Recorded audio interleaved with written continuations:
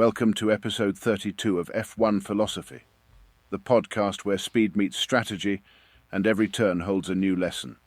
I'm your host, producer Gatsby, and today we're diving into the electrifying world of Formula One with the latest insights from the thrilling Brazilian Grand Prix. We'll also explore the recent updates stirring the paddock, from team dynamics to technical innovations. Buckle up as we navigate the fast-paced world of F1, where every decision on and off the track shapes the championship race. Whether you're a seasoned F1 fan or just stepping into the world of motorsport, this episode promises to fuel your passion and curiosity. So, let's hit the track. Thank you for that introduction, Producer Gatsby. Getting better as always. Like you said, it's episode 32, and we got a good amount to talk about. We saw some amazing stuff in Brazil. I already talked about it solo, so today's episode is about giving Sean the floor. I'm going to ask him a lot of questions. And we're going to pick his brain.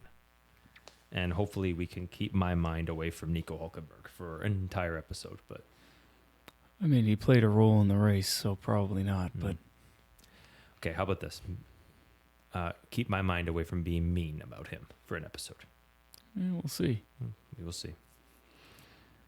All right, so we'll get into it in a sec, but as always, how was your week?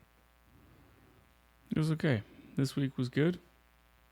We're a little tardy in getting an update episode out to you because the week prior was not so great.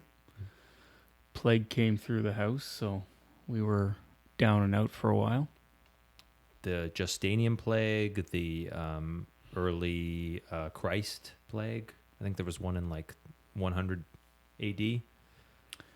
No, this is just straight up biological warfare because children are bioweapons factories. Okay, I'm going to write this down. Bubonic plague. That's what swept through the house then. Okay.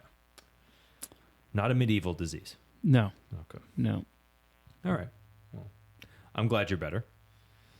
Yeah. So, Thank you. Like, it was a great race, and there was a lot to talk about, but the gods just don't always want us talking about it right away. They want everybody else to talk about it first, and then give us the time to, I guess, filter their bullshit, so that then we can talk about it. Yeah, that's probably a good way of looking at it because I was really excited to get that update out of the way early because there was so much to talk about. This gives us a better opportunity to talk about not only what we saw in the race, but also some of the stupidity that's come out of people since then. No, it's quite a bit. We'll get into it. But I think we should start with Max Verstappen.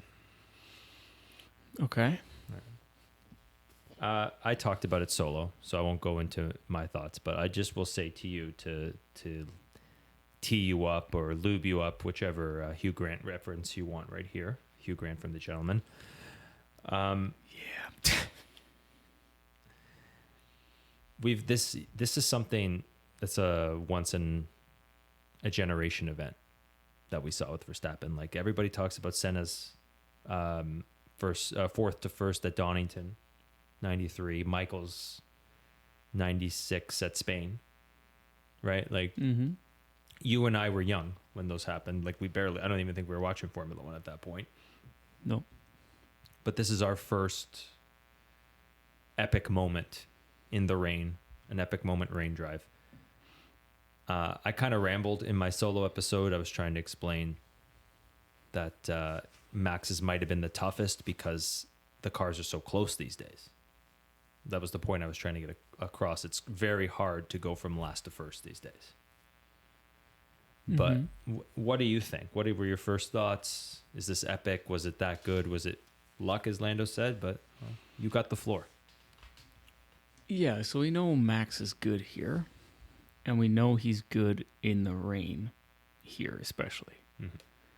So calling it a once a generation type drive, yeah, I'll get behind it because it was 17th to first or something like that, Mm-hmm. which is big. But if anybody was going to do it, it was going to be Max.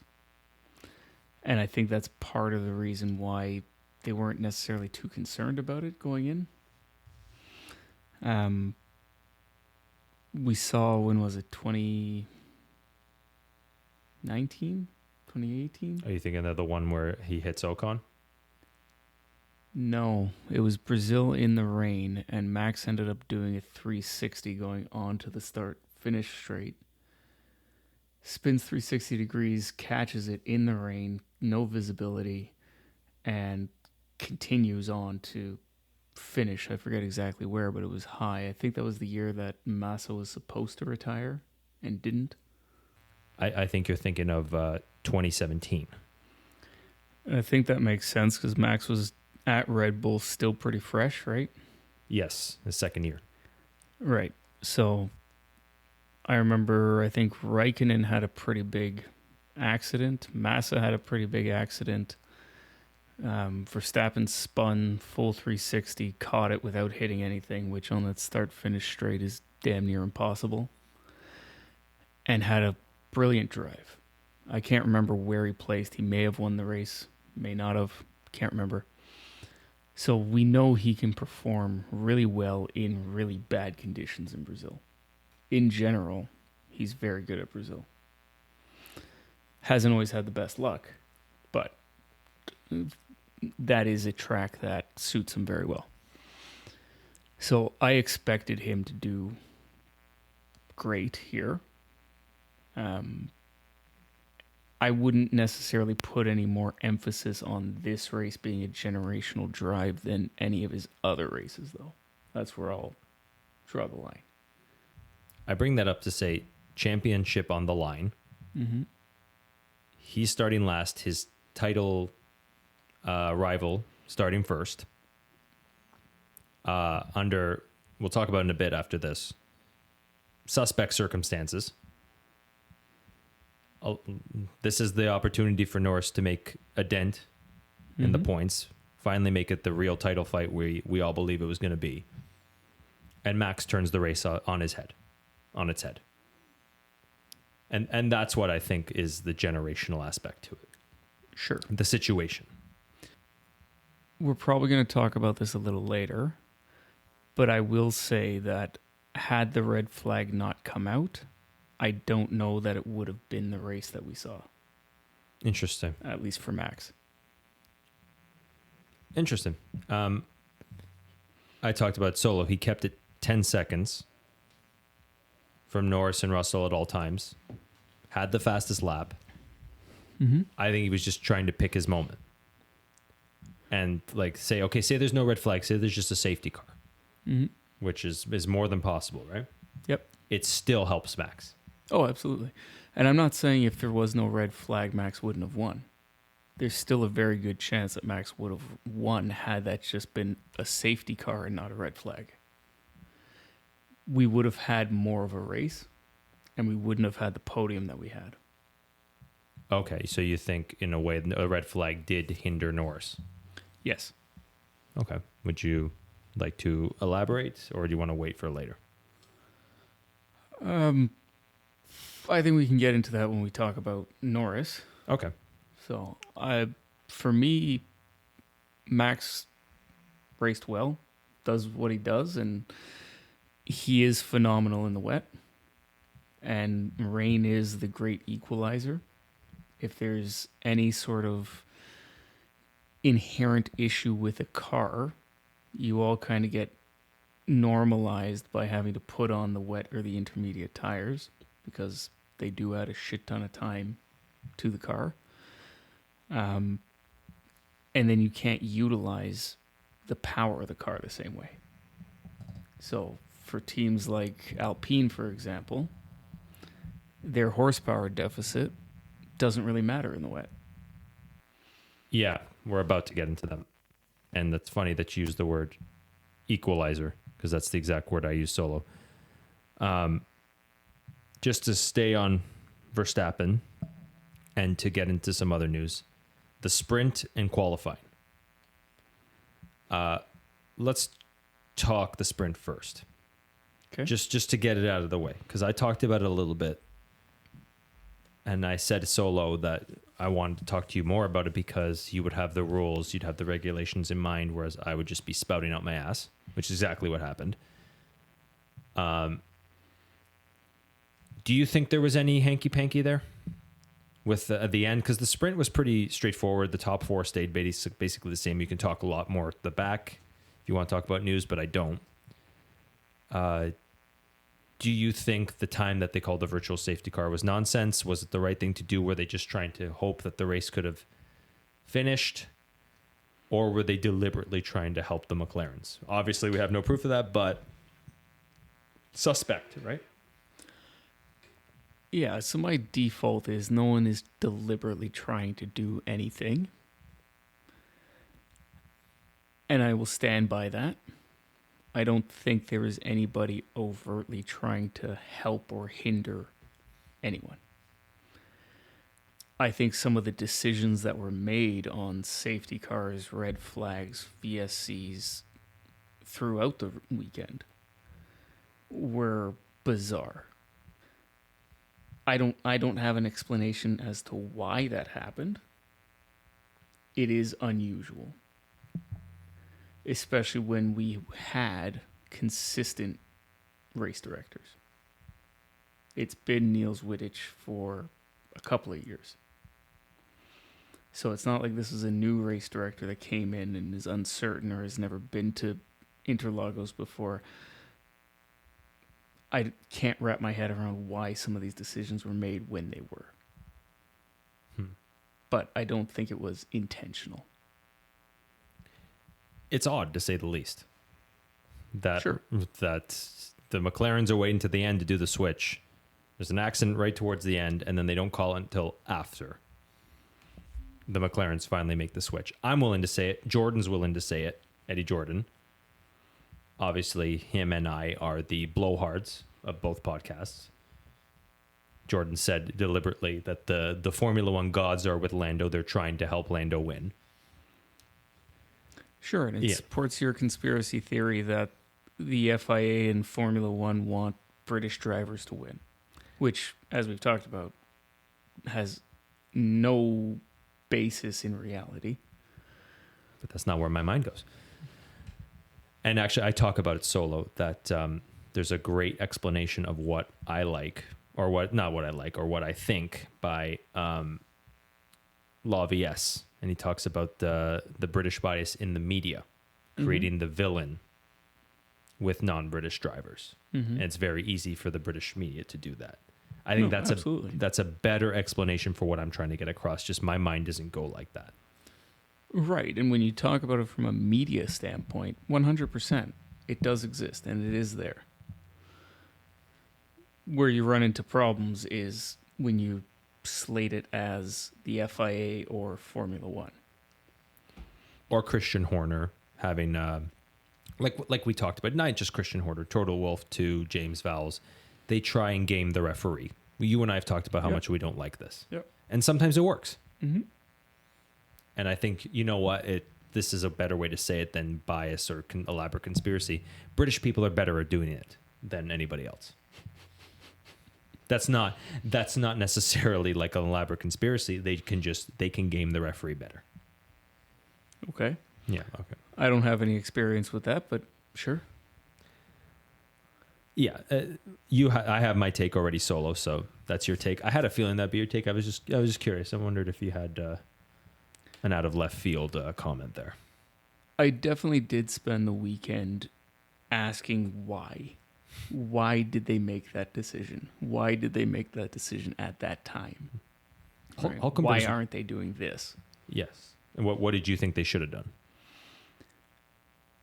Their decision should have been a lot more decisive, right? So when incidents were happening, it should be either this is going to be a VSC or this is going to be a safety car.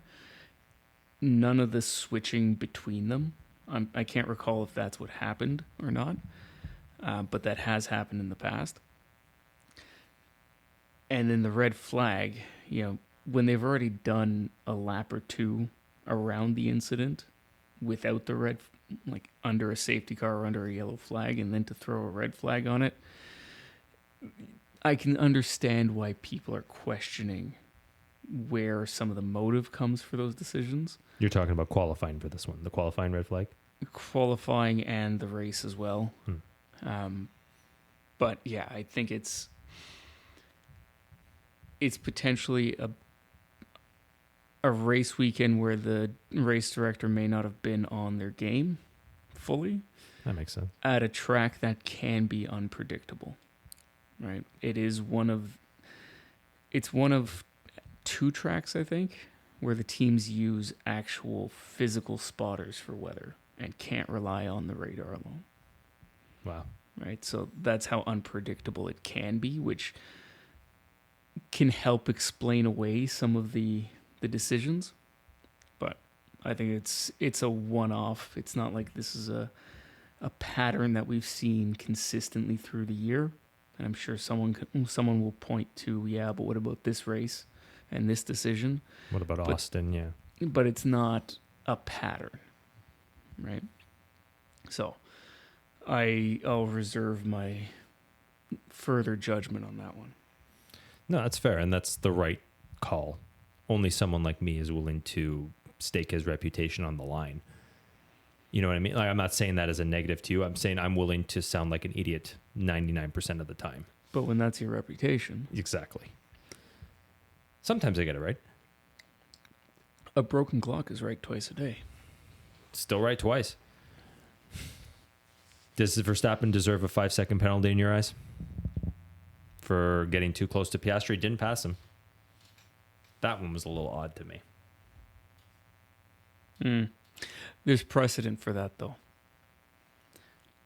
There's precedent for that in the sense that they created that rule because of Max. Right, this was the nonsense that played out, I believe, Saudi Arabia with Charles Leclerc when they were playing cat and mouse with the DRS line. And the safety car restarts. Max would get right up alongside, like just behind the front axle of Charles. And the FIA said, okay, that's it, we're done. You cannot do that anymore. You have to stay behind the rear axle of the car in front of you, or behind the rear plane of the rear wing, whatever it was. And he violated it.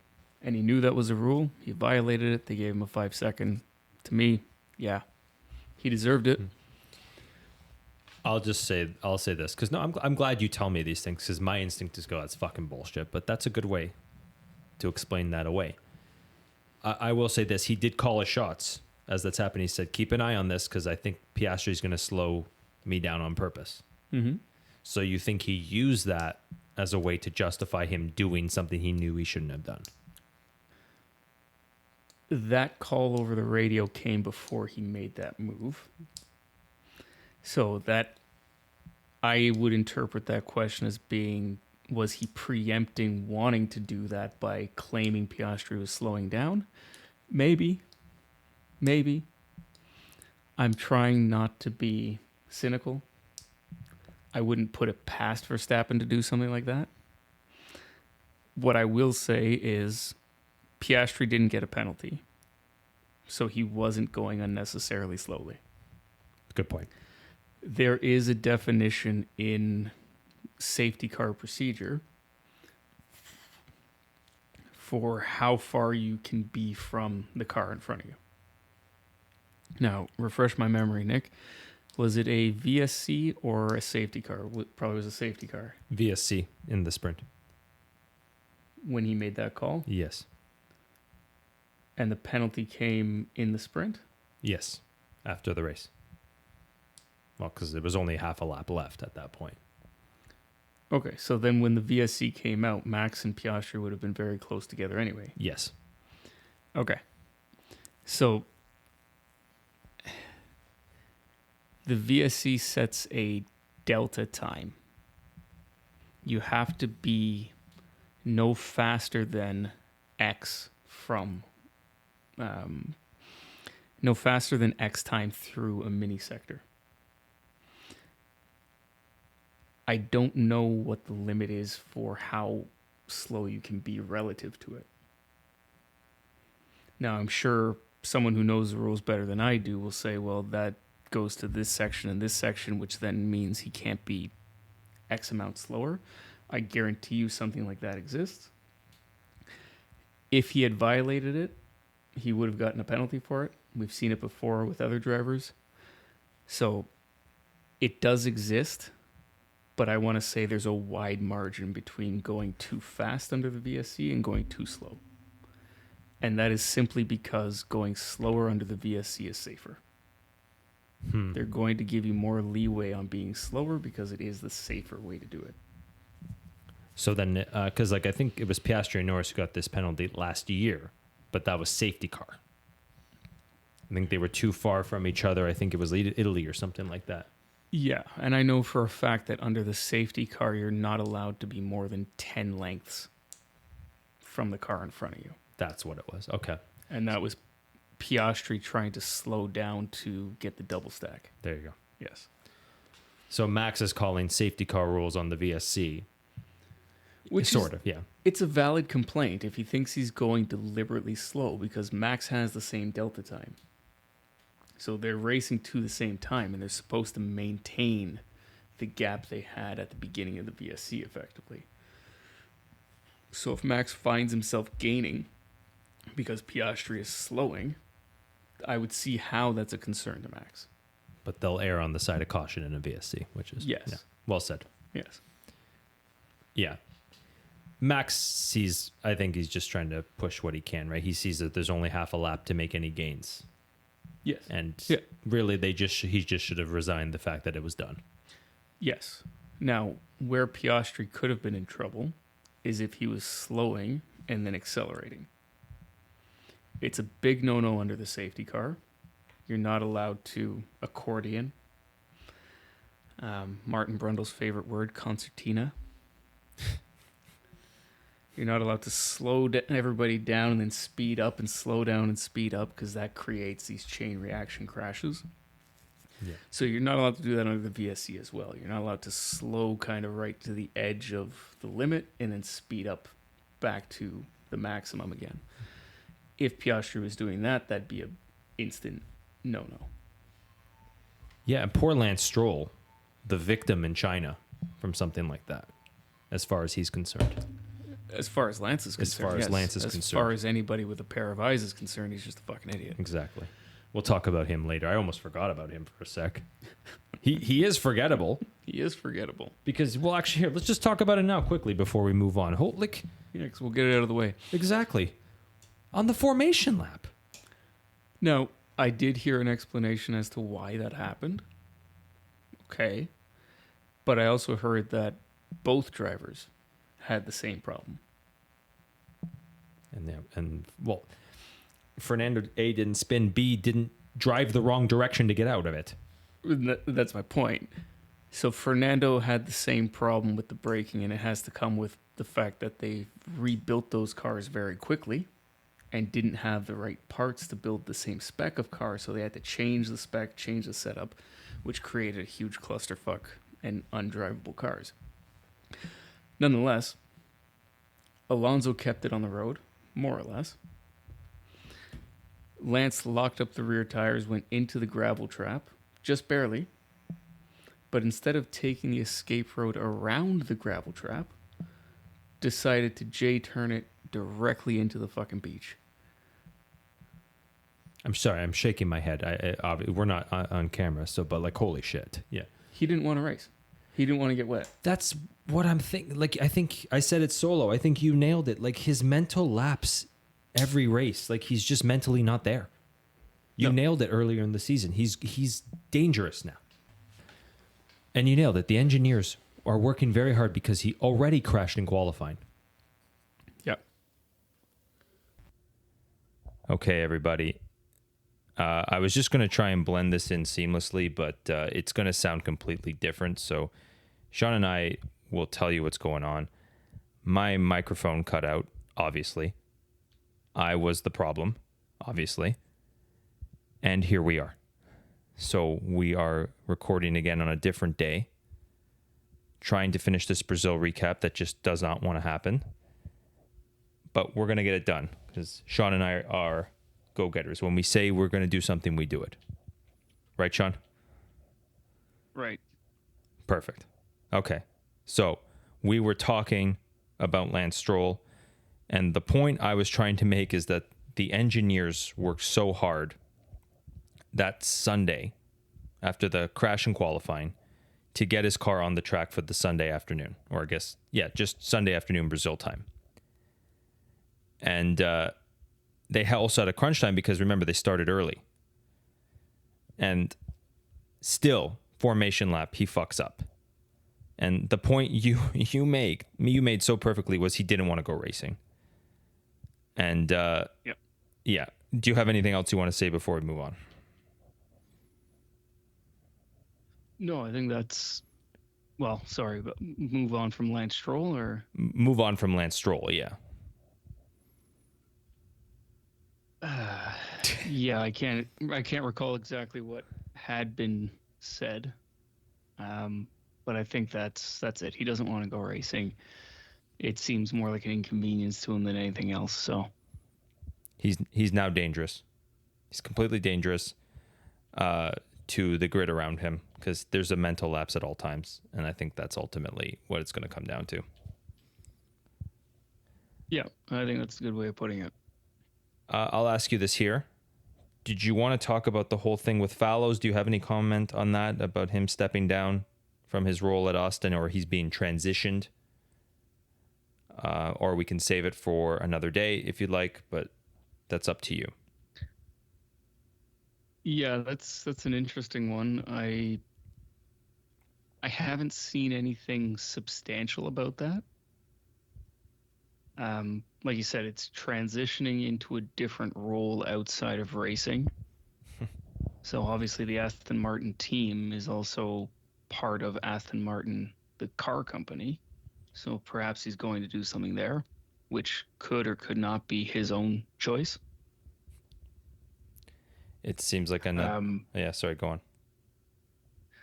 No, and that's what hasn't really been covered in any detail.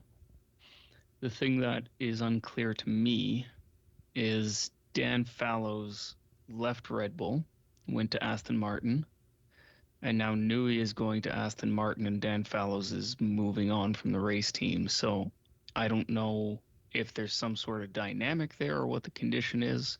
Maybe that had something to do with it. Maybe it didn't. Who knows? Well, he was bragged about last year as one of the main reasons why they were Austin was doing so well, and now not. Right, because at that time it was a huge win for Aston to take an aerodynamicist from Red Bull who had studied and grown under Newey to get their car to where it was.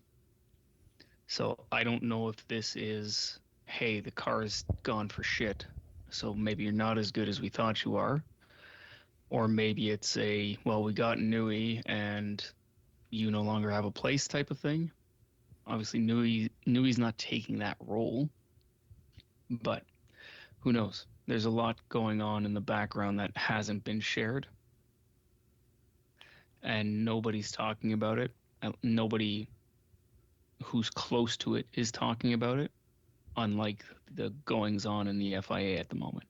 So, yeah, we're gonna talk about that later. Yeah. I bring it up to bring it to full circle to Brazil, the whole Fallows thing. Austin was the slowest car on track. Slower than Sauber. Only Zhou was slower than anybody. So yeah, and I think I got through that point before your microphone took a dump. That the cars were not what they were supposed to be. They were a mix of specs and didn't have time to do any setup and whatnot. So that doesn't surprise me. I don't think that is indicative of their true pace where they are. Okay, well, yeah, that's good to hear from someone who knows, like you. It's because I was about to say, holy crap, then 2025 looks really bad, but it still looks bad, but maybe not as bad as I was about to insinuate. So yeah. Okay. The Alpines. Like you said before, my mic shit itself. We were about to talk about the Alpines. And I talked a lot about what I thought during my solo episode. So you have the floor. Why do you think they were so good? Is this a one-off? Are they coming back for more? Have at it.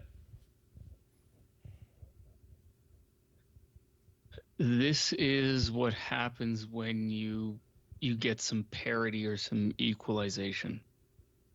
This was very much an impact of the rain. Right? We know that Alpine powertrain is down some power. We know that they've got a reasonable platform. They've had some decent results this year. So on tracks where you don't need excess power, they can prove what the car itself is capable of. And I believe we saw something similar in Hungary, did we not? They did okay in Hungary, or am I thinking of something else? Might have been Canada where they were 9th, 10th. That's maybe what you're thinking of. I can look up Hungary for you right now while you describe more about what's going on. But yeah, yeah. So go on. Go ahead. No, I had nothing else to say. Yeah.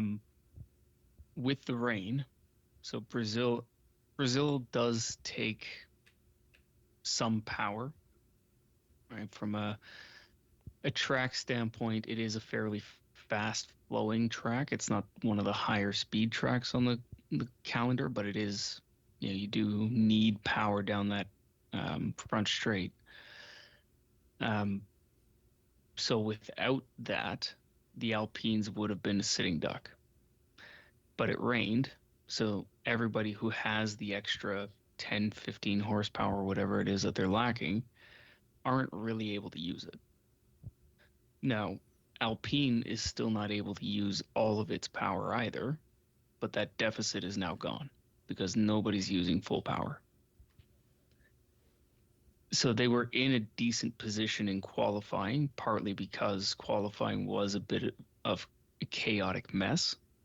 So they got up to decent spots and they were able to hold it in qualifying. And then they benefited immensely from what unfolded with safety cars and red flags. Because once that red flag came out and they were able to change tires in the pits and it became a one-stop race and that was it, there was no chance anybody was getting past them. Right? Yeah. We didn't get to dry conditions, so there was no need for another pit stop. They were able to bolt on new tires when everybody else was stationary. And basically all they had to do was stick close enough to Max Verstappen that nobody else was going to overtake them effectively. And they were able to do that. I mean, George came close at the end. He looks like he's just under a second off of Gasly.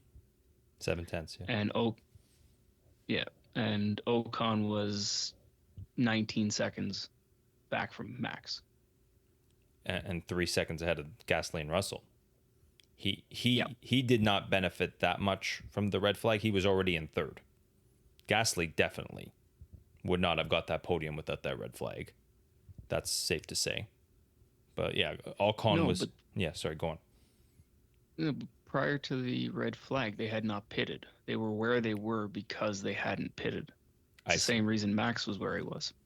I see. So because they didn't have to come into the pits, because they held on that little while longer, while you and I were cheering for Lawson and Yuki to get on wets and beat everybody strategy-wise, Colapinto had another idea and binned it, which then led to them pulling out the red flag, which I don't necessarily agree needed a red flag. And then that handed them that position. Now, it's a little unfair to say that handed them the position because they did drive really well and the car was obviously good enough that they could keep those positions. All right, if we had seen Bottas and Zhou up there, they would not have kept second and third. No. Right. So Alpine deserves the points that they got, but without that red flag, they would have been, I'm gonna guess, 6-7, maybe 5-6. Yeah, probably Norris and Russell ahead of them. Yeah, I think that's about right. Yeah, Norris, Russell, maybe one more. Maybe Leclerc. Norris did go off, though, so that would have been interesting to see. Maybe the race was already in his head. The red flag was already in his head at that point. That's why he went off. But yeah, he seemed to be struggling after.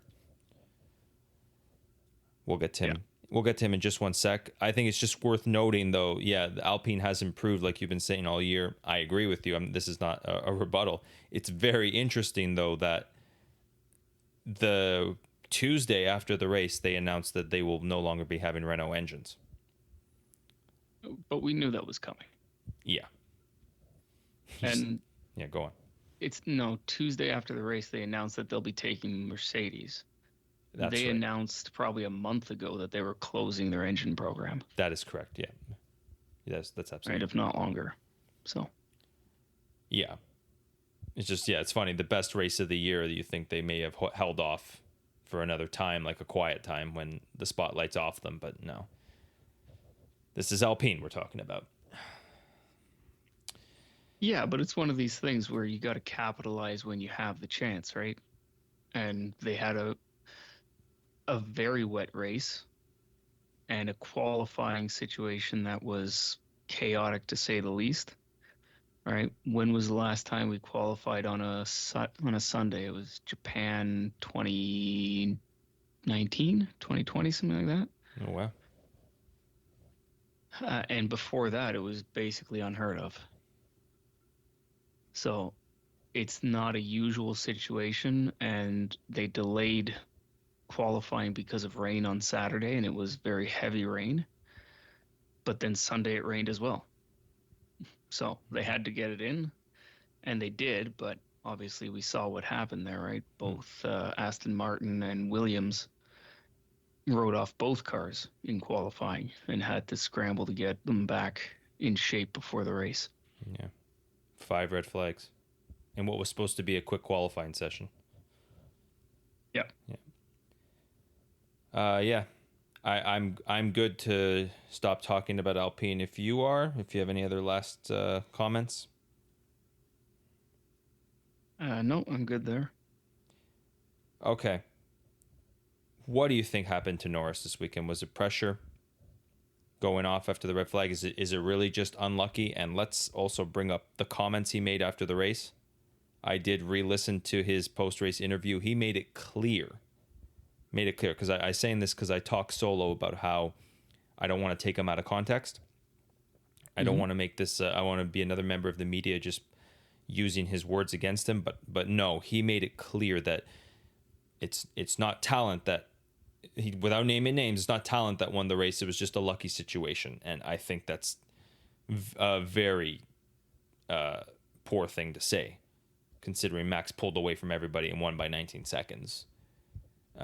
And you were very close to him. Like, treat the red flag as a safety car restart. You're still close to him, even though you got shafted by a poor judgment of timing on pit stops, which was his idea. Mm-hmm. And I said a lot of things there. Yeah, what do you think was going on with Norris, A, and what do you think of his comments, B? So I think Norris was in a good spot to do a lot better in the race had that red flag not come out when it did. If he hadn't pitted right before the red flag, if he had been able to hold on the extra couple of laps, whatever it was, and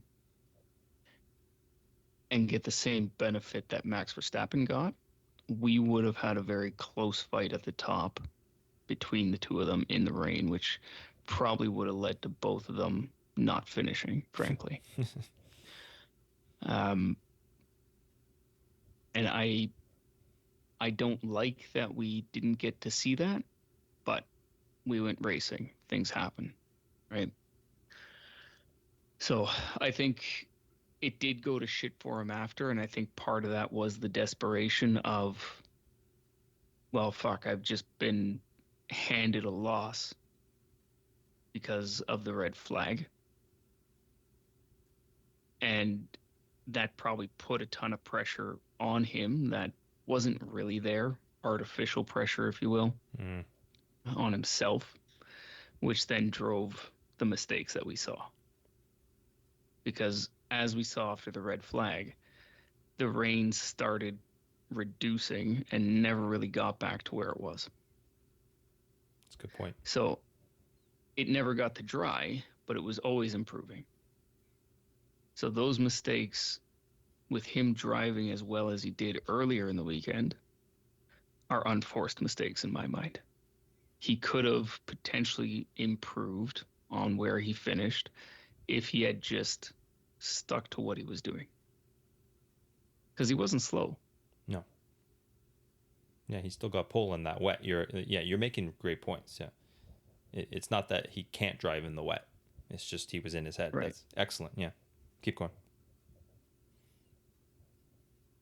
No, and I think that's from what happened in the race. I think that's it. I think he got in his own head because of the red flag. He knew that Max was handed the win. Not that Max didn't deserve it, but that's the case that unfolded. And it went away from him. And now he has a very slim chance of doing what he wants to do and win the World Drivers' Championship. So, as for his comments, I would say nobody took him out of context. He did say what he said. And I don't agree with it. I mean, Max did get lucky. No one can say that he didn't get lucky. Right? He didn't know that Colapinto was going to crash. He didn't know which way the weather was going to turn. It was getting worse, and Max was on worn intermediates. By all accounts, Max, Ocon, Gasly were all on the wrong strategy. Colapinto managed to crash fresh out of the pits on a new set of tires. Max didn't orchestrate that. As far as I know, he didn't pay Colapinto to go and do it. That was just luck of the draw. Colapinto made a mistake, and the race director made a mistake as well. Now, I say he made a mistake knowing in hindsight what we know about the weather. But at the time, that red flag may have been what he perceived to be the best possible option. Now, I mentioned to you when we tried to record this originally that you're allowed to take the safety car and the train of cars through the pit during a safety car period. We've seen it before many times. Specifically in Brazil, we've seen it. We've also seen it a lot in Singapore, where you get either turn one or start finish line crashes. We saw it a number of years back with Force India and Nico Hulkenberg, where they ran 5 or 6 laps through the pit as they cleaned up Nico's car that crashed into 2 or 3 other cars off the start, right? So red flagging the race just because Colapinto's car was in that spot didn't make sense, because they could have easily gone through the pits to avoid everything. Red flagging it because you think the conditions are getting to a point where they're untenable and the rain is too hard, plus the accident, that could have been a knee-jerk reaction to, oh shit, there's a car on the track with a shit ton of debris, poor visibility, and increasing rain. So red flag it, which requires the drivers to reduce their speed significantly and head straight to the pits. So the thinking could have been that if we red flag it, it stops anybody from getting into Sector 1 in those conditions. They're forced to drive through the pits as opposed to throwing a safety car, and then everybody who hasn't caught the safety car yet still has to circulate through there with that damage in those conditions. Right, so there's a lot of details that were going on behind the scenes that don't get broadcast, and we don't know what the answer is. So it's easy to say the FIA screwed up. It shouldn't have been a red flag. I don't think it should have been a red flag, but they made that decision. We can't change that. And ultimately, it was the safer decision. Because what would we be saying if someone came through there not seeing Colapinto because they're following in the spray of somebody in front? And then you get an even bigger collision with an already damaged car and potentially a driver that's on his way out of the car or standing on the side of the track, right? Like Alonso So and Alonso and Weber in Brazil 2003. This has happened before. exactly, Yes. exactly. Yeah. And So go on. no, go ahead, finish your thought. Oh, I was just going to say, yeah, like I think you're nailing it because like we can look at precedent back to last year when they just had a safety car when it was Albon and Magnussen crashed. And yeah, it was dry, so they didn't need to red flag it, even though it was the exact same area. So, Right. yeah, go on. Yeah. So all of that to say, you can try and make this another Abu Dhabi 2021 Michael Massey is biasing one way or the other nonsense. Ultimately, they're there to do a job, and that job is a large part of that job is to keep the drivers, the crews, the fans safe. And that was the safest decision they could make. And whether a decision is safe or not should not be impacted by what the championship standings look like. And So yeah, go on. I have a feeling that a lot of people were up in arms, a lot of team principals that weren't Red Bull were up in arms about the timing. But the decision was made, and I'm sure it was made on a safety basis and not a, oh, if we do this now, Max gets the championship, realistically. I don't know why anybody would think that is the case, but I'm sure there are people out there that think that. And you say that because we might as well talk about it now. Whittick quit, right? He stepped down. That's what happened. That's what we totally believe. The race director. The FIA press release statement said that Whittick is stepping back to what the hell's the word I'm looking for, Nick? Transition. Pursue. Pursue. No, he's stepping back to pursue other options. To which one of the, I think it was Auto Motor and Sport or Zigo Sport, one of the bigger German ones, contacted him directly for an interview and asked him that question. Did you resign? And he said, no, I didn't resign. So, I mean, that terminology from the FIA, anybody who works in corporate America kind of understands what that terminology means.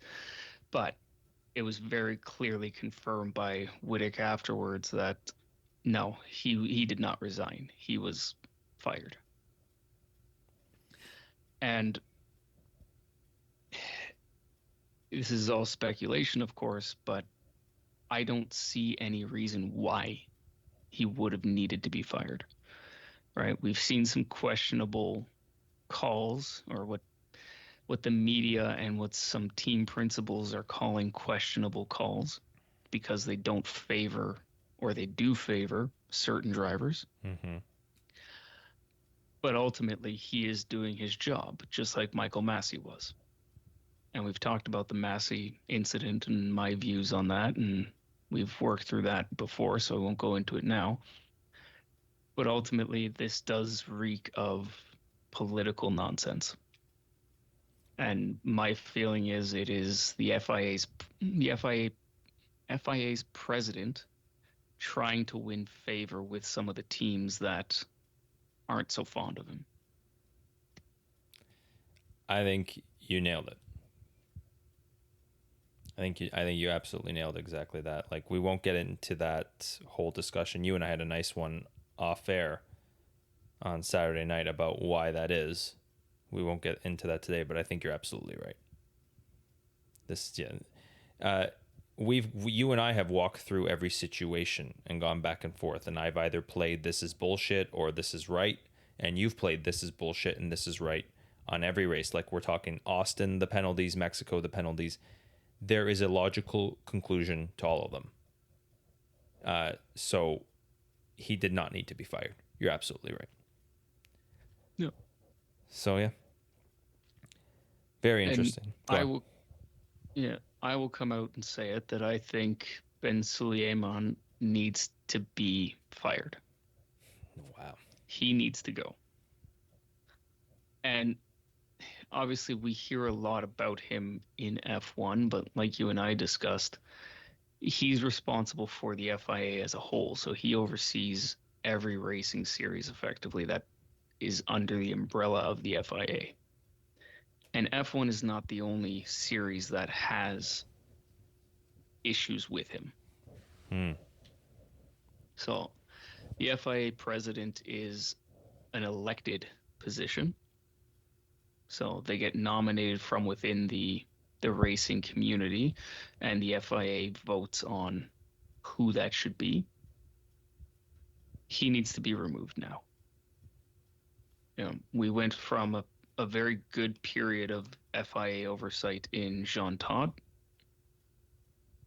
And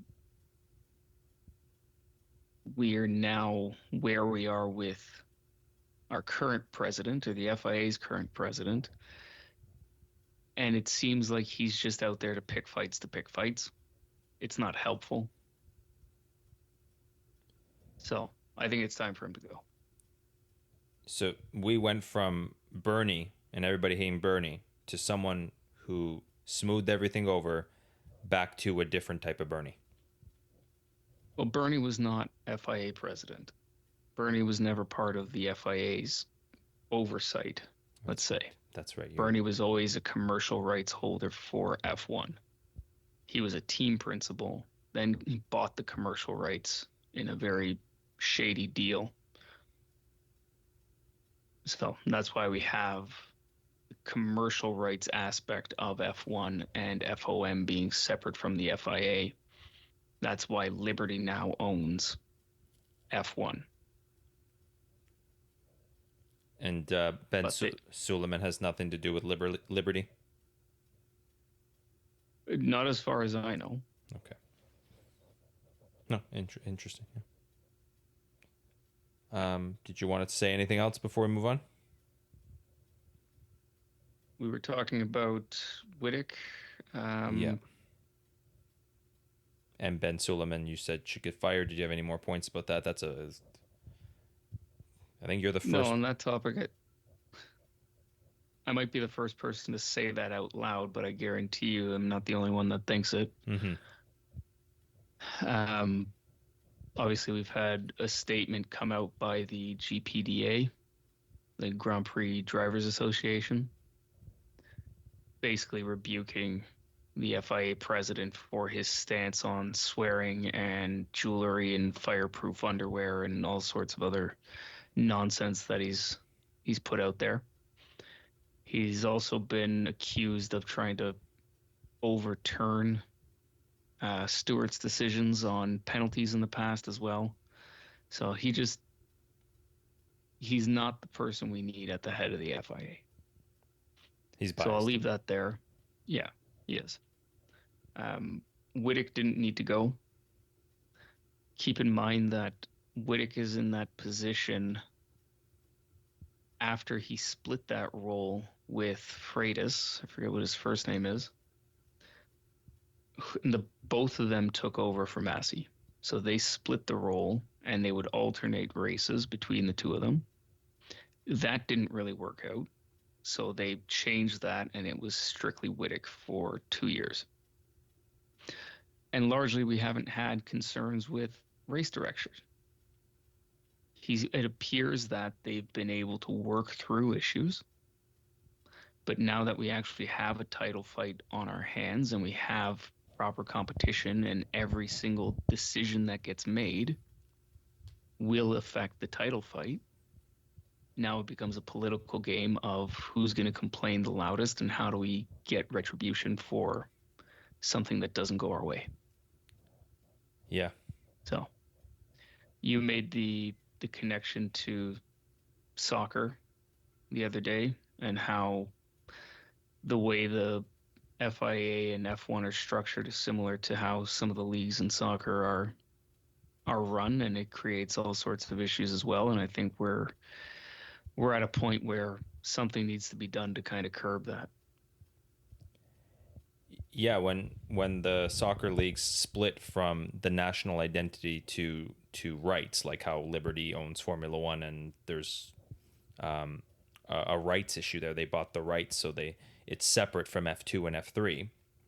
Sort of like how we'll say the English Premier League is the main one, would be F1, and then the second division down would be F2, F3, and so on. It creates such a gap and divide from drivers stepping in, like we've talked about that a million times, but it also puts a lot of money and a lot of emphasis on every single decision made, and they keep having the same problem: corrupted referees, and they're rotating through referees, and it's a major issue in soccer. It's now a major issue in F1.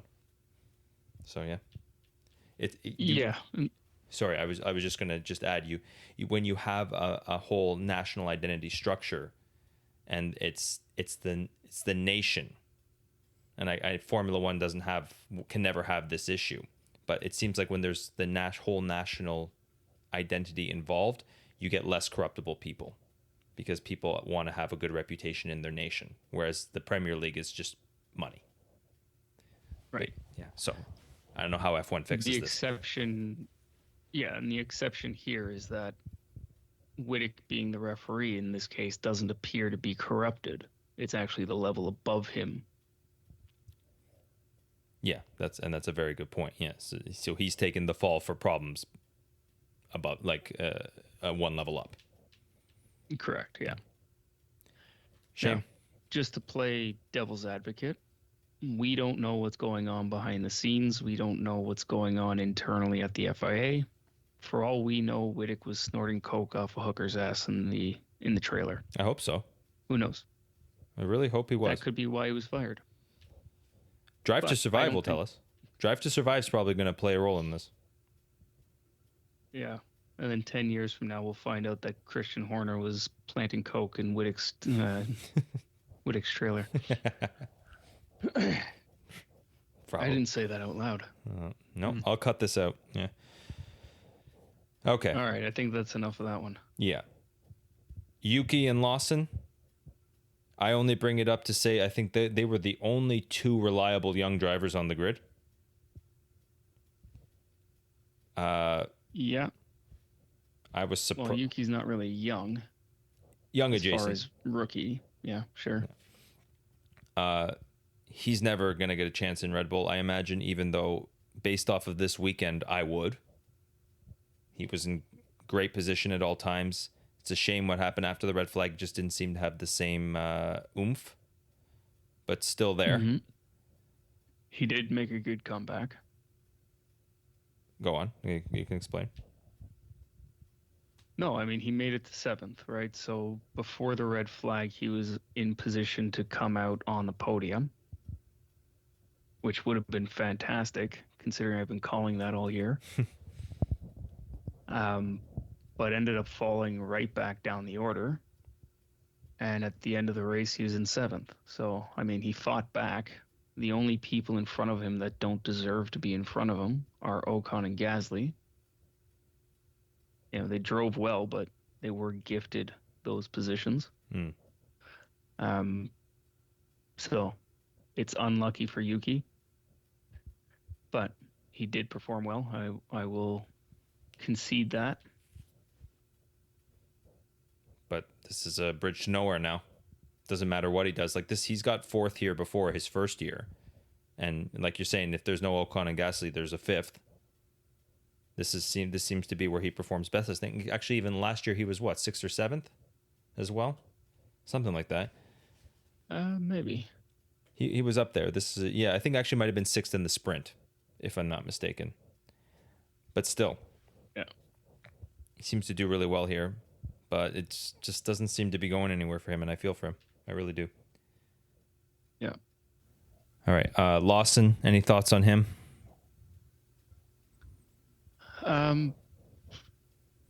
he did well. Can't argue that. Ninth, so he's got points, which counts for something because at this point, I don't know if Ricardo would have been the same performance if he had stuck around. So in a year where RB needs all the points they can just to stop what appears to be a semi-resurgent Alpine, he did what he needed to do. Yeah, two points finishes in 4 races, I think it's been for him, or 3 races. So, not bad. Yeah, not bad. And Yuki hasn't drastically outperformed him. Right? So it's not like it's he got two points finishes in 3 races, but it should have been 3. I'd say it's on par with what we would expect to see from RB. That's a good point. So, but he's not doing himself any favors. He's still making stupid comments. After the race, after the sprint, which one are you specifically talking about? After the race, or I shouldn't say after the race. And this has nothing to do with racing, per se. It's not about how good he is or anything like that, but it's a slow news day when the headline is that Liam Lawson thinks it's bullshit that McLaren is an English team. What? Or that they play the English anthem when McLaren wins. I think that was his comment, that it's bullshit that they play the English anthem when McLaren wins. What? Like I'm guessing McLaren is a Kiwi or something, or an Australian originally? Bruce McLaren was a Kiwi, who then left New Zealand to go to England and started McLaren Racing with another person in Britain under a British racing license. Mm-hmm. So it's a stupid comment that didn't need to be made. Like, I don't know why he lets reporters drag him into saying this type of shit. It's just someone needs to sit him down and, give him a couple lessons on how to talk to reporters. Or talk to other drivers during the race. I think, again, he was doing shit with Perez. But yeah. He was fighting Perez hard. I didn't see anything over the top. There is no real disrespect like there was in Mexico. But yeah, he's got to fight him, right? He's we're not making as big of a deal of his finishes as, say, and this is to help us segue, with Colapinto's. There seems to be more hype around Colapinto. Maybe he's just trying to make a name for himself. He's trying to brand himself. He's trying to be the bad boy. No press is bad press, so to speak. Which is not true, but okay. Yeah, actually, that's in Formula One. You're absolutely right. So, yeah, good point. Well, my comment was more in general, but yes, definitely in Formula One, there is bad press, and it does do bad things. Mm-hmm. Ask Sergio Perez. Mm-hmm. But yeah, I don't know. He's fine. He's doing what he needs to do. Now, I haven't seen anything in his performance that says he needs to be the one to replace Sergio Perez. You're absolutely right. But I don't know that Sergio has done enough to be there next year. That's exactly the problem, yeah. But Lawson is not the one to replace him in my mind. He needs at least a season where he is. Yeah. And you and I talked about it. If the problem is Sergio, then the next in line should have been given these 6 races at Red Bull, which is Yuki. And that's why I bring all this stuff up with Yuki, like how we were rooting him on this weekend, about how you're right, he's not catastrophically better than Liam, but he still is better in the races so far. And I think, like, if you believe in your young driver program, and the guy who wouldn't give up on him, Franz Tost, and believed in Yuki. And Franz Tost created 8 championships in the last 15 years between Vettel and Verstappen. Well, about to be 8, I think, with Verstappen. Mm-hmm. Maybe this would have been not maybe, this actually would have been a perfect time to just try out Yuki in that Red Bull. And you would have had 6 races, metrics with Sergio from the previous part of the season to know, is Yuki there? If he's not, okay, he's good in AlphaTauri for one more season, and then we'll talk from that point. But they clearly have no fucking faith in their young driver program. And if they have no faith in their program, that also means Lawson. So, yeah, I don't know what everybody's talking him in. Yeah, go on. Yeah, that is a great point, because everybody sells short Franz Tost's impact on the 2 drivers you mentioned, Vettel and Verstappen. Because they think, well, Helmut Marko is responsible for the Red Bull Junior team, so it's Helmut Marko who found those 2, and it's Helmut Marko who got them to where they are. Which, yes, is true.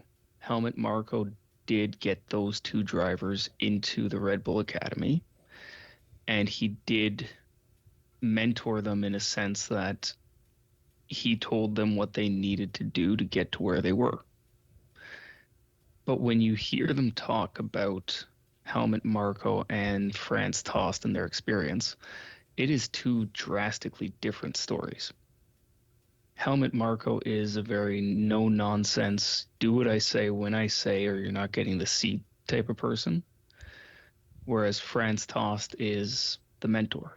He is the coach. He's the one that does the work to get those drivers confident and understanding what they need to be. So, yeah, I think you nailed it there, Nick, that Yuki was a pet project for Franz, and he turned Yuki around. Like, Yuki wasn't going to have a seat after his first year the way he was. But Franz didn't want to let him go. He saw the potential he had, and now we have a Yuki Tsunoda who is what's the phrase I'm looking for? He's earned his spot on the grid. Especially after the end. Why wouldn't you? Especially after the end of last year, when they put some pressure on him. They said the chips are down. We need to get out of last place, and he delivered. I'm not his biggest. Exactly. I'm not his biggest fan. You know that. I didn't like that they re-signed him when they did. However, the facts are facts. Yeah.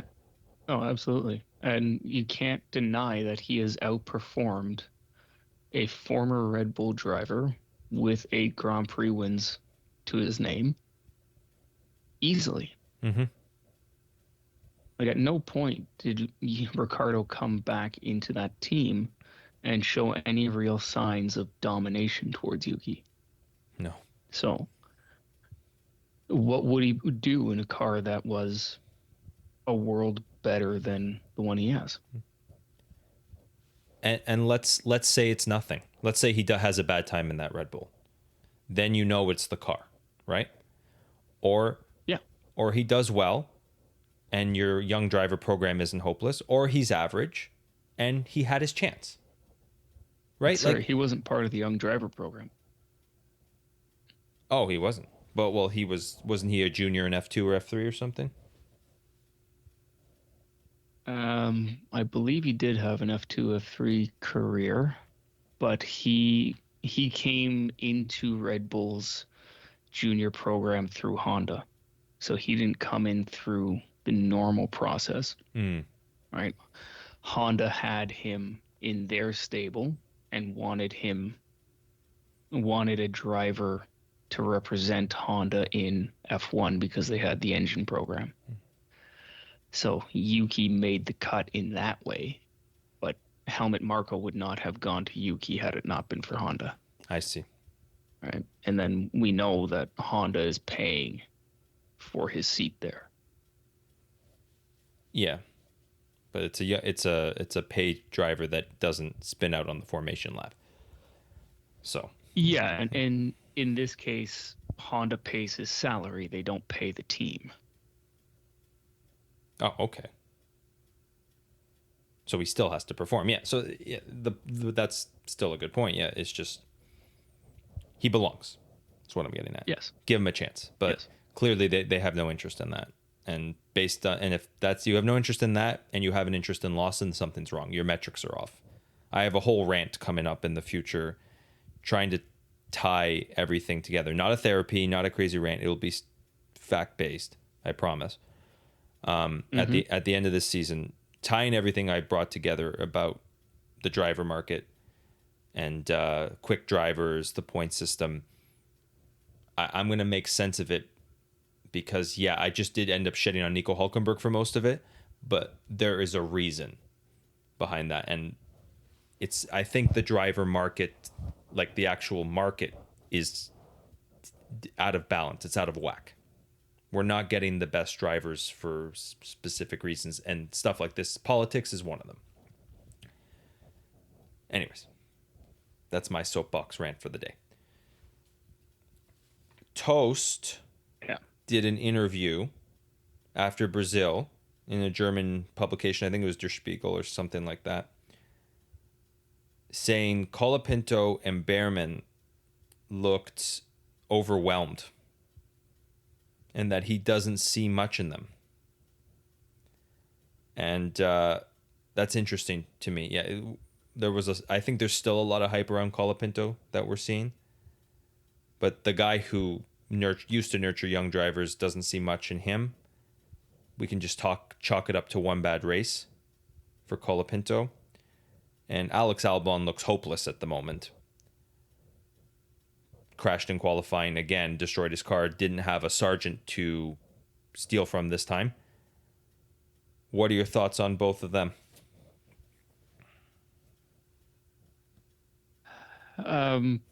So, I mean, just keep in mind that Tost is no longer in the paddock. You know, his work ethic and the way he is, I'm sure he keeps close tabs on everything. I would say that those two, Colapinto and Behrman, definitely were out of their depth in Brazil in the rain.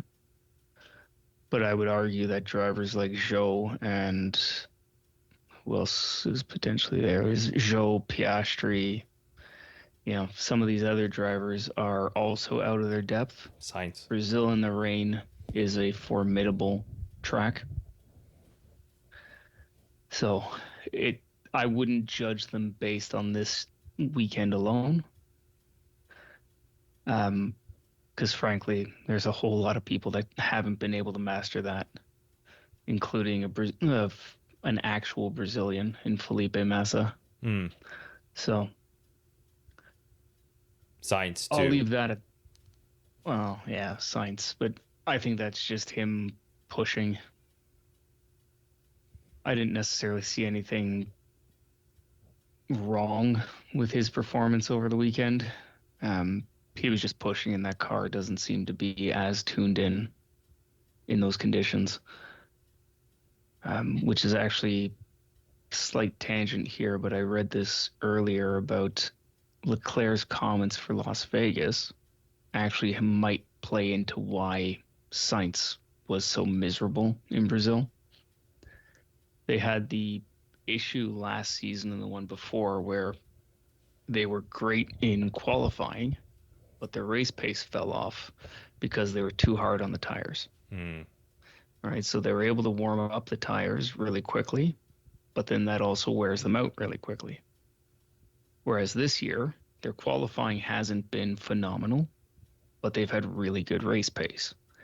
And apparently that is a deliberate decision they made in the development phase to go after better race pace. And it seems to have worked for them this year. But the comment Leclerc made was, there's a potential that Las Vegas is going to be really cold. They're saying it's possible air temperature gets down to like 10 degrees Celsius during the race. So we're talking very cold track. And Leclerc's concern is the tires won't be able to warm up. They won't get those tires into an operating window, and it will be a shit show for Ferrari. Shit. So I think that comes into play in what we saw in Brazil as well, because that behavior is there. It's built into the car.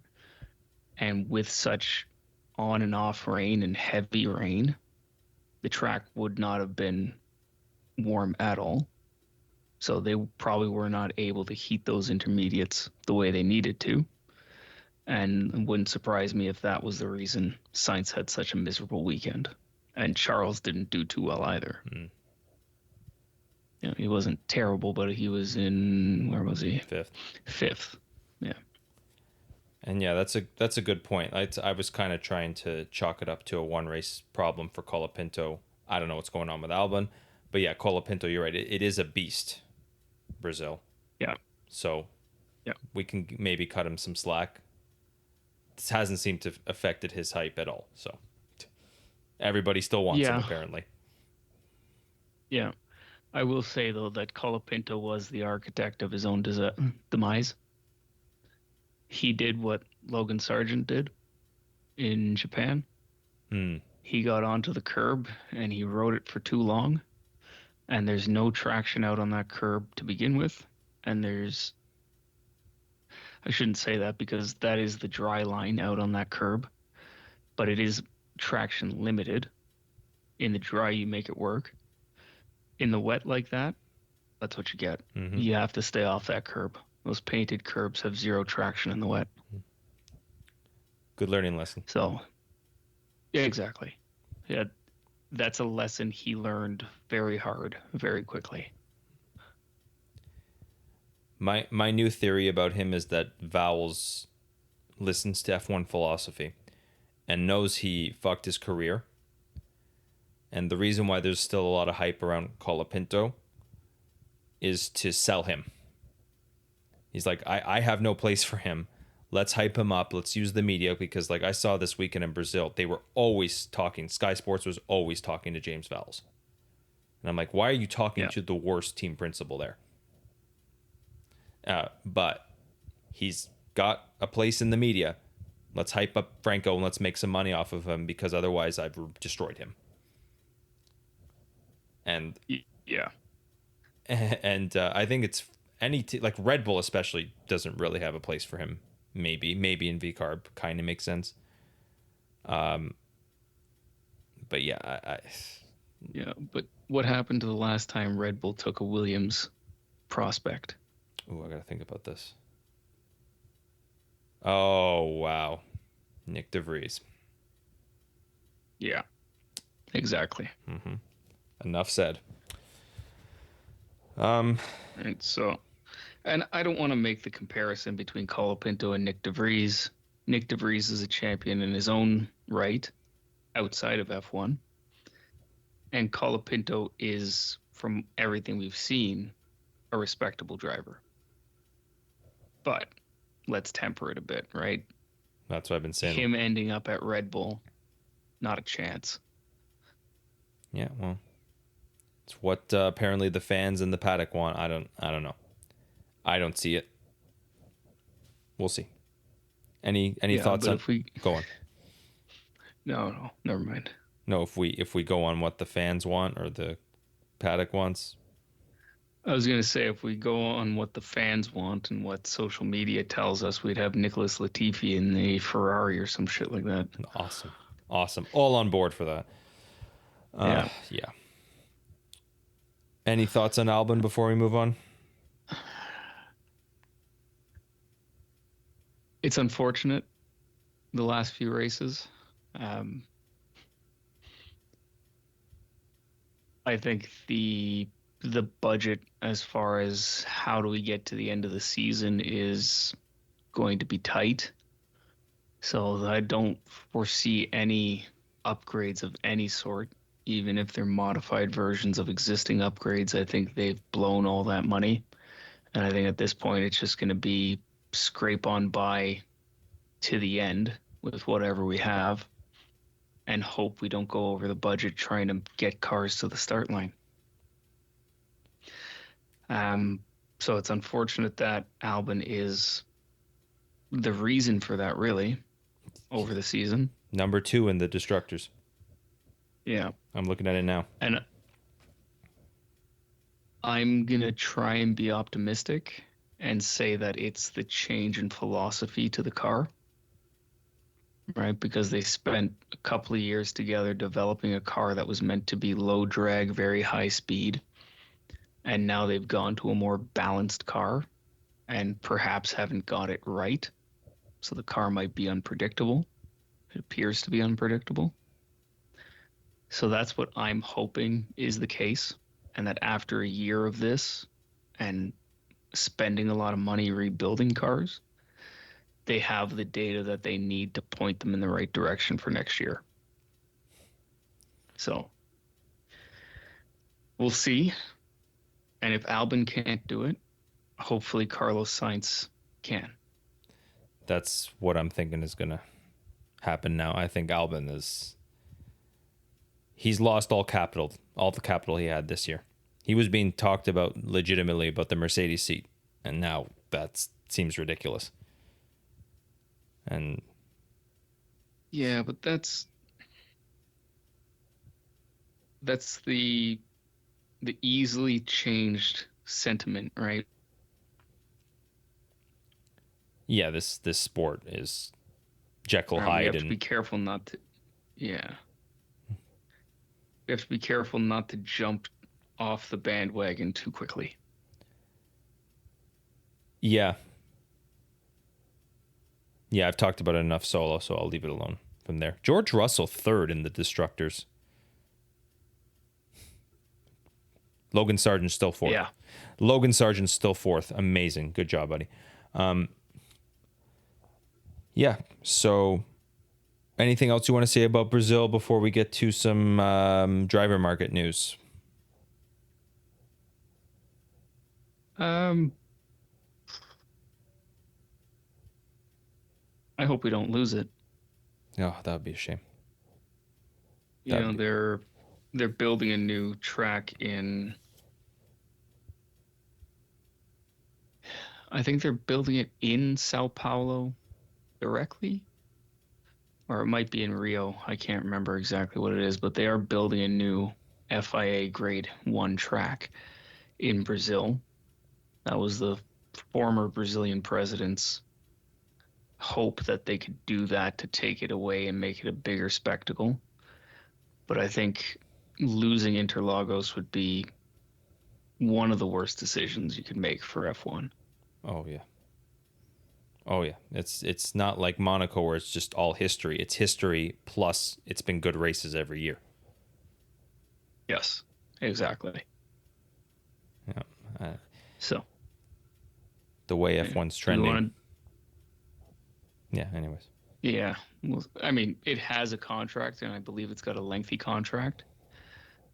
So it's not going anywhere anytime soon, but we definitely want to keep it there. For sure. Why not both? Why not two Brazils? And I think that is part of what they were discussing, either doing a rotating series or having two races there, which frankly I think is too much. There are other places that don't have a race that should. I would like to see Korea come back before Brazil or Malaysia. Oh, I love Sepang. Yeah, that's a good point. Yeah. So do that before we have two races in the same country. The reason why they won't do Malaysia is safety, because that used to be monsoon. If you got rain, it was monsoon. It was not rain. That's a time of year issue. The track is perfectly safe. They just need to put it at a time of year where they're not prone to monsoons. Completely agree. Yeah, I'm just saying. Yeah. Yeah. Interlagos never disappoints, I think can sum that up. What a great race. Yeah. Okay. Yep. Before we finish. Sorry, yeah. Do we want to do predictions? No. Recap our prediction? Recap our predictions. Yes. Might as well quickly. What do you got? So we both had Lando for the win. Well, that didn't work. Nope. You had Oscar. I had Sainz for P2. Did not work. Not a chance. You had Max P3. I had Oscar. We got Gasly. Or you had Carlos. I had Max. And we got Russell. And then you had Perez P5 and I had George. And we got Charles. Hmm. And then probably the biggest surprise was P10. You had Lawson, I had Valtteri, and we got Lewis. Yeah. We didn't talk about Mercedes this week. We guess we talked a little bit about George, but yeah, Lewis just did not seem happy in that car. No. And I don't know if you heard Clarkson's comments. Jeremy Clarkson. I read it. I can't remember what it was. He said, yeah, Lewis wasn't having a bad car. He's just getting old. And yeah, and I think Toto made a similar comment about being past the shelf life. Where wow. everybody has a shelf life, something like that. Wow. That was earlier before the race. Wow. Yeah. I did not hear that. That's bad. Don't say that about a driver you have three more races. Whew. Yeah, and the context, the Totos was a little different, but still, it was a bit of a shitty thing to say coming into the weekend. Yeah. I did see some data today. Someone tracked Lewis's start position versus finish position across the season. He's gotten worse since mid-season, and he's gotten more inconsistent. So I don't know if it's what we all thought was going to happen coming to be, where he's leaving the team, so they're no longer working with him in the same capacity, and therefore the car is getting worse. They're not setting it up. They're not getting the resources to set it up properly, type of thing. Because we know Lewis doesn't do the simulator. Yeah. So who knows? Maybe he's getting old. He's not that old. He's still plenty fit. So I don't think it's a shelf life type of situation. I think it's just Mercedes not getting behind him because he's not going to be there. He's not in their future. Yeah. And the car still isn't perfect, right? They may have found the problem, but they couldn't fix the entire problem. So yeah, George is still struggling too. Yep. Except for this race. Yeah, I don't agree with the age comment either, because we would not see the resurgence mid-season. He was finally being the driver that I've always wanted him to be. And those were some good races. Yeah, so I think you're right. I think it's just we don't care anymore. We've washed our hands of him. And it's actually from his P2. From his P2 finish, which I think is his only one this year, is when his decline has started. So he was basically up to that point, hit P2, and he's come back down. But it was early season, his start and finish positions were more or less the same. Wherever he was starting, he was finishing within a position of where he started, either positive or negative. And now he's got like half a grid between his start and finish positions. It's ridiculous. Yeah. And I'm assuming his starts are a lot higher than his finish. It flip-flops. No. I can't remember exactly what they were, but it's very inconsistent, very up and down. Because that would speak to your theory that he's still sharp. He's just not getting help come race time. Yeah. Yeah. And I'm assuming our outliers were completely pointless too. We were close, but we didn't get there. Yours was on-off rain creates a four-stop race.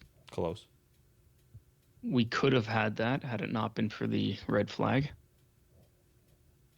And then I had no more than 10 cars finish. So again, without that red flag, we probably could have ended up there. Yeah, that's a good point. Yeah, Alonso probably would have retired if not for that red flag. Yeah, he was saying it. Yeah.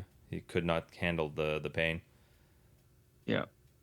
And then you don't want to see it, but like we mentioned if they hadn't thrown the red flag and someone went in there with that car still on the track, that could have been a pretty big incident. So it's a good thing we saw more than 10 cars finish. Yeah. Behrman should have retired 20 times over. I don't know how he kept that car on the track, but anyway. Which reminds me of something else I want to talk about. Sure. Nico Hulkenberg's disqualification. Oh my god. Yeah. Everybody seemed to be really confused as to why he got black flagged. It was abundantly clear to me when it happened why he got black flagged. Then the story changed to, well, should it have been a black flag? Because a black flag is usually for after the race, but no, it's not. Black flag is a black flag. It's a disqualification flag. How and when it's used is dependent on what the situation is. Now, I don't know what your take on it was, Nick. Maybe I'll ask you that before I finish my point. What did you take away from that situation? He's not supposed to get help from the marshals and then go back racing. Just should have got out of the car. Did you understand that when it was happening, or is that from you reading up on it since? I understood that. Well, they were saying that when it was happening. I didn't read up on it since. So I just understood, okay, you're not supposed to, like, I think it was Ted Kravitz saying, yeah, you're not supposed to get help and go back racing. Or right. Brundle, maybe. Yeah, you're done at that point. Yeah. And that was my understanding as well. And that comes from Senna and Prost. Right. I'm sure you remember it in Japan where they went off in the chicane.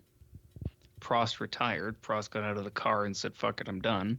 And Senna had the marshals push him back, and then he went through the runoff. And then there was a big debate about whether you can actually go through the runoff or if it's an instant disqualification if you go through the runoff, and all sorts of political nonsense happened there. Mm-hmm. And then the next season, I believe it was the next season, the rule was you're not allowed to get assistance.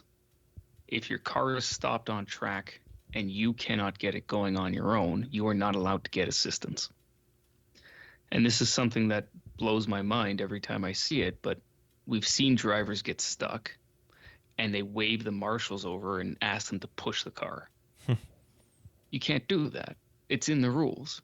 It should be very clear to everybody involved that you cannot do that. And most times when we see it, the marshals know better. So why the fuck did this group of 3 or 4 marshals push Nico off the bib? And why did he not go straight into the pits and retire the car, more importantly? Why did he have to wait for them to black flag him? But right. Yeah. Like, so no, both sides. It's a massive failure from the marshalling team, which is run by the FIA, but they're all local. All the marshals are volunteers from the local racing community. So it's a failure on the marshalling team for not knowing the fucking rule, that you can't push the car. You can't help the driver.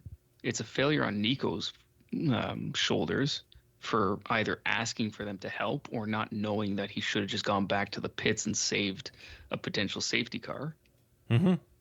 And then it's a failure for the team for not telling him to fucking come into the pits and retire, because he can't do that. Exactly.